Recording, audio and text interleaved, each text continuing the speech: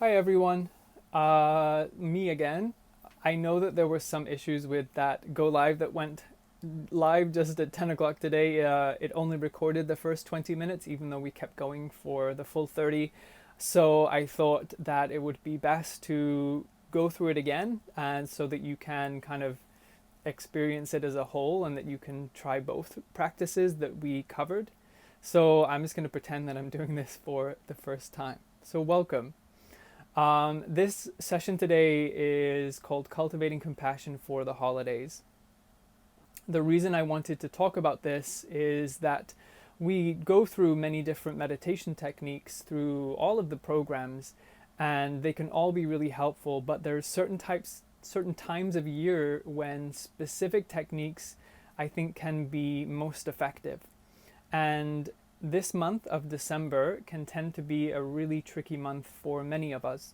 Whether it's the amount of commitments we have, maybe it's the pressure that we have to live up to, those expectations that are put on us, or just, the time of year, the weather, depending on where you live in the world, or this year in particular, there might be added stress and pressure because of the challenges that we're facing. Things will look different, and whether we'll be getting together with people virtually or in person, they can have an effect on us. They can be taxing, we can feel overstretched, we can feel overcommitted, maybe we're a little bit of an introvert and we don't get that time. Even I've noticed that, like online, still those are commitments where if you're a little bit introverted, it can still take some energy from you.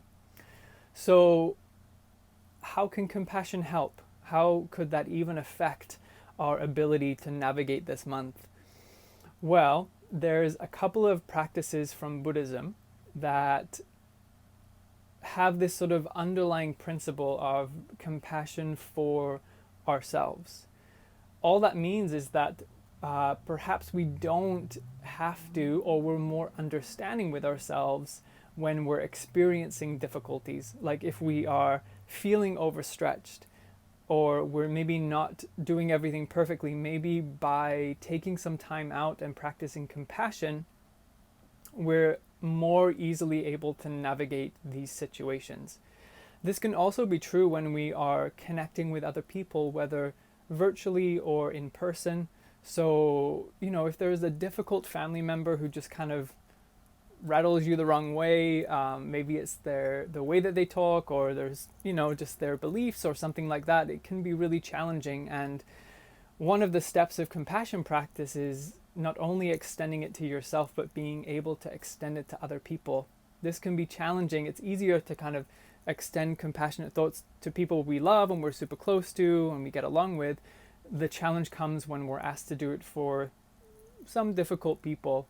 We don't have to do that. That is just an option in the practice. And if you're not in a headspace or a heart space to do that, then there's no problem. You send that compassion to yourself. But it can sometimes help to develop a sort of understanding of the other person. One of the things I love about what Thich Nhat Hanh teaches is that he sort of recommends that one way that we can practice compassion is by imagining that person as a child. So that, there's sort of this child who's not gone through the things that it's gone through. They're this being, and that's sort of inside all of us. And it can help when we're having difficulties with people to sort of think about them as a young child, just like we were when we were a young child. And that's one way to do it. These two practices that we'll look into, the Metta Bhavana practice, loving kindness, and then Tonglen, which is known as giving and receiving practice.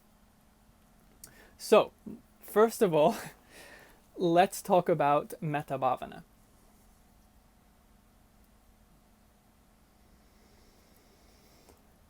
So bhavana means cultivation, and that's maybe the most important word in the description of this meditation practice.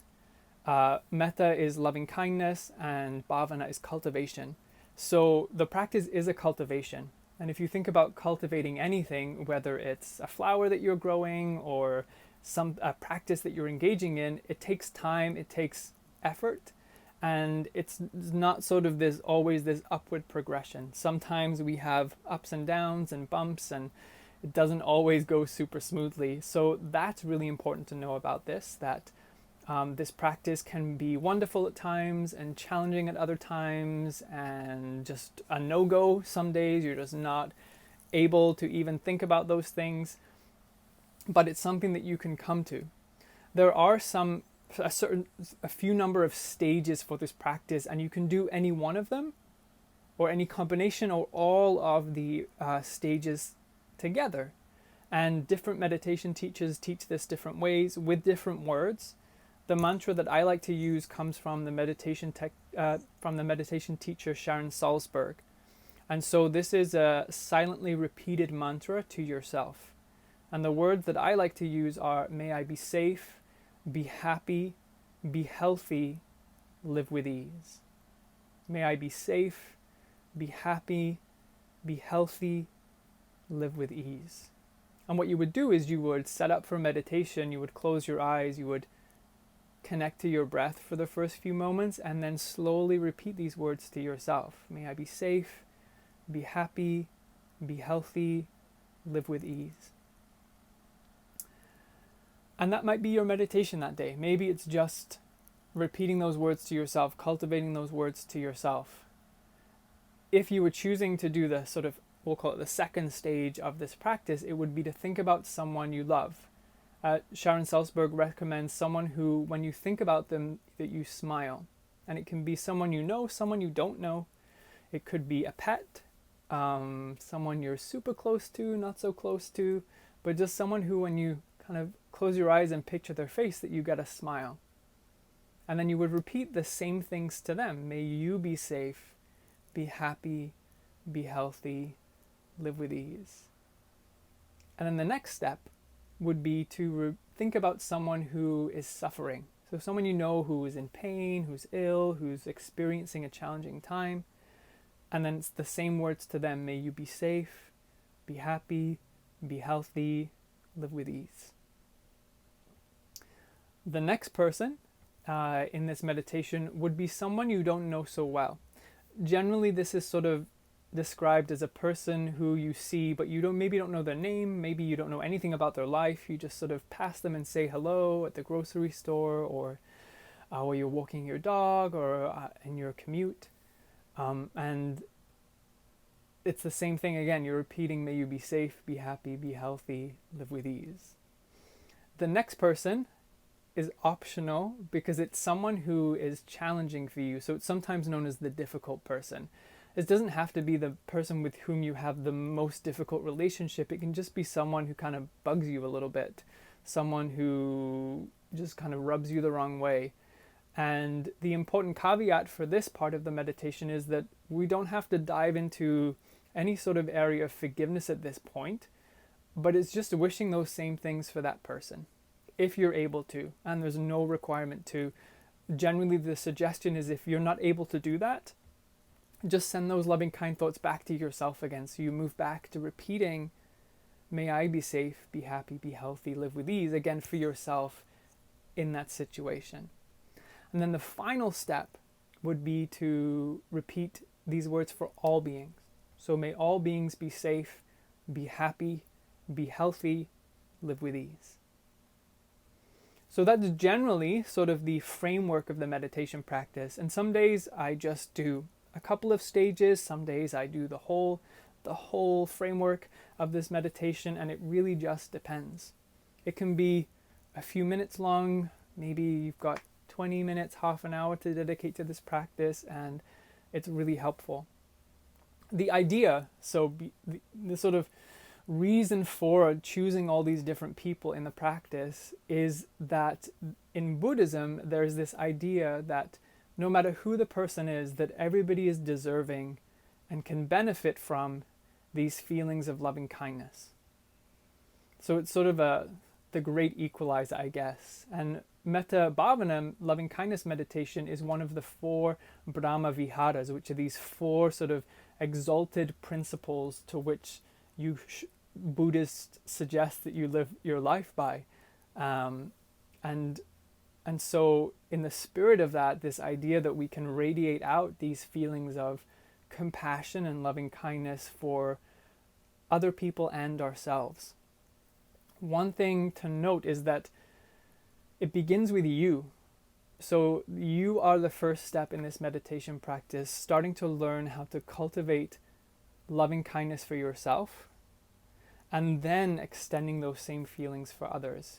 This can be the hardest part. Sometimes it's super easy to think about loving kindness for other people, but that we kind of leave ourselves last. Like we put other people first. And so that's part of the cultivation of this. That's part of the practice, is putting yourself first in this instance, because in order to extend loving kindness out to other people, it's crucial that we're able to offer it to ourselves first. It's like you have to fill yourself up with loving kindness, with compassion, before you can even consider extending it out to other people. An analogy that's used sometimes is on an airplane, when you're told to put your mask on first before you help anybody else, because in a situation where you didn't have your mask on, you might not be able to help that person. So the same is true. If you take the time to consider yourself compassionately, to cultivate those feelings for yourself, then we have a well from which we can use to send that out to other people. So let's try it. We'll just do the first 1 to 2 stages of this practice. So find a comfortable seated position, close your eyes, and just take the first few moments to feel what it's like in your body today to breathe.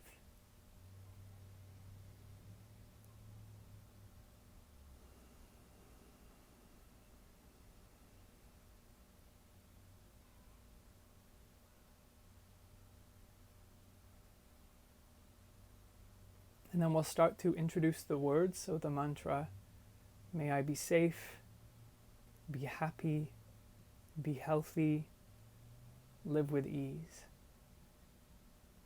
May I be safe, be happy, be healthy, live with ease. May I be safe, be happy, be healthy, live with ease. Saying this at a pace that feels relaxing for you. Your breath just moving in and out on its own. And knowing that it's part of the practice is forgetting the words and kind of getting lost in thought. And the magic moment is the moment when you realize that and you start repeating them to yourself again. May I be safe, be happy, be healthy, live with ease.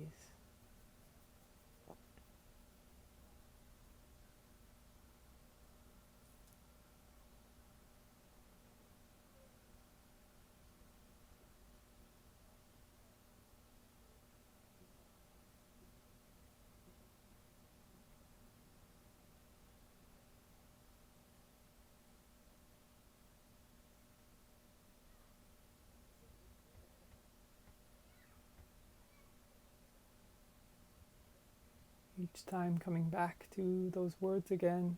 May I be safe, be happy, be healthy, live with ease.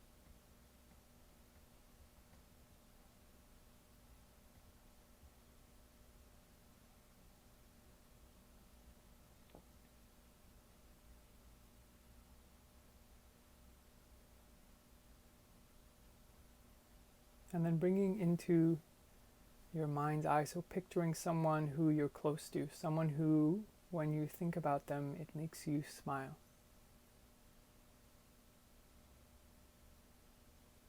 And wishing the same things for this person. May you be safe, be happy, be healthy, live with ease. May you be safe, be happy, be healthy, live with ease.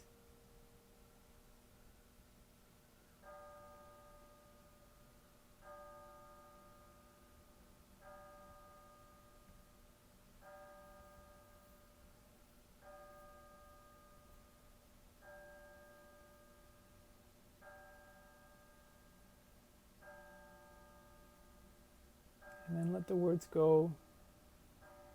Open your eyes. And it can be that short. It can be just a few minutes where you are thinking compassionate thoughts for yourself and for other people. And it can just help us sort of navigate the everyday stresses when things don't particularly go our way. And if you were curious about doing sort of a longer practice, there is a loving kindness practice on the Your Yoga Flow app and the streaming platform. So that's always a possibility, and that might be a really helpful thing to do. The second practice that we'll talk about is known as Tonglen, or sometimes known as giving and receiving. It's a little different than loving kindness in its intention, and it can be a little bit more challenging for some people. So what it involves essentially, and it differs from teacher to teacher, but it essentially involves breathing in discomfort, feeling it change in your body, and then exhaling it back out, transformed as healing energy or compassion or kindness.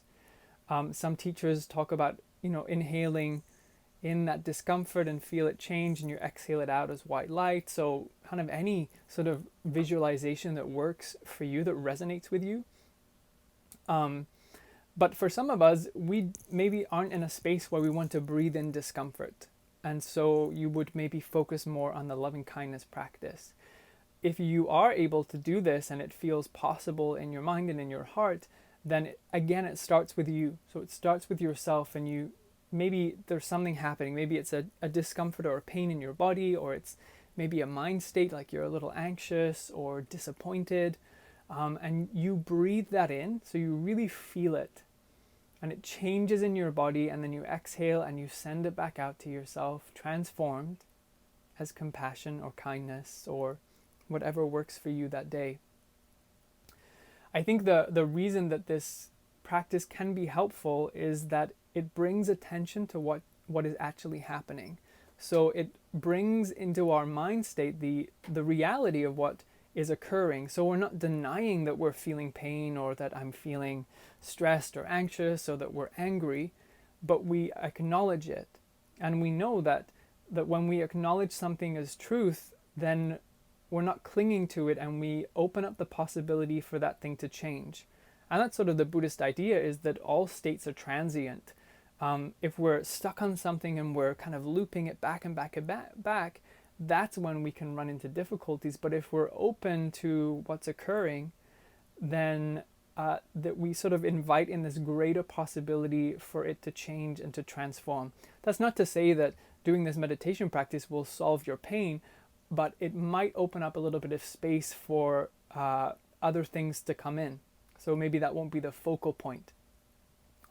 After we practice this for ourselves, then we extend this to somebody else. And again, this really depends on who you think in your life might benefit from this giving and receiving practice, who in your life is going through something quite challenging, and can you hold space for them while you explore this practice. Again, there's no requirement for you to move past yourself. Only if you are able to and willing to, you could then choose to think about somebody else whilst you're doing this practice. When we explore it today, we'll just do it for ourselves. And if you wanted to continue on, then the person you think about, someone close to you, someone not close to you, who's just going through a really hard time, who's experiencing difficulty, and for whom you think could benefit from this practice. It's sort of a way of kind of softening up the heart a little bit. And much like the metta bhavana, or the loving kindness practice, it sort of reminds us that all beings are deserving of feeling this sort of ease of suffering, of sending compassion to someone who's going through a difficult time. So when you're ready, close your eyes, soften your shoulders, relax the muscles of your face, your tongue, your jaw.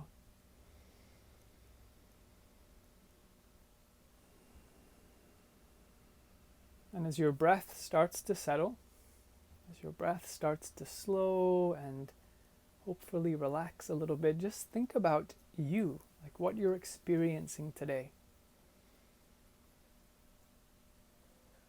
And then maybe think about what's difficult right now. Perhaps it's physical discomfort in your body, perhaps it's something happening in your mind, or maybe it's a situation that occurred, something that happened that was uncomfortable, and once you found that thing, breathe it into your body. So as you're breathing it in, you're acknowledging that that is happening. As you breathe it in, it transforms, it changes. And then you exhale it back to yourself as compassion, as healing energy. On the in-breath, you take that in. And as you exhale, you send it back to yourself, healing energy, calming energy. Inhaling that discomfort, that dis-ease, that pain. And exhaling it back, calming energy, kindness, healing energy.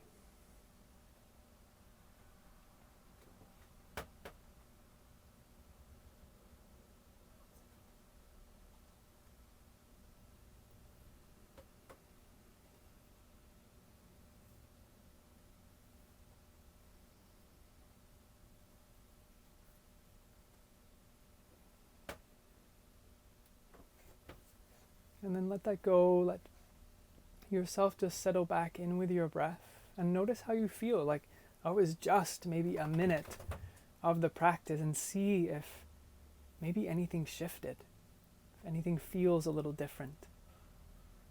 And if this was lovely for you, you could do it a little bit longer. You could extend the practice, or maybe that's enough. And the last thing that I wanted to leave you with for this session is that there's sometimes this idea that meditations have to be super long and formal. They really don't. They can be micro moments in your day. They can just be like seconds or minutes in your day where you explore these practices, and it can have a profound, profound difference. It can make a world of difference in a challenging time. So I invite you for this month to practice compassion for yourself and, if possible, for other people. And see what changes happen, see what shifts happen as you do this. And again, thank you so much for joining me. Thanks for watching this second recording if you watched the first one. And if you have any questions, comments, or anything you want to talk about in regards to this, feel free to use the comments. That's what they're there for, and I'm here to engage with you. Thank you.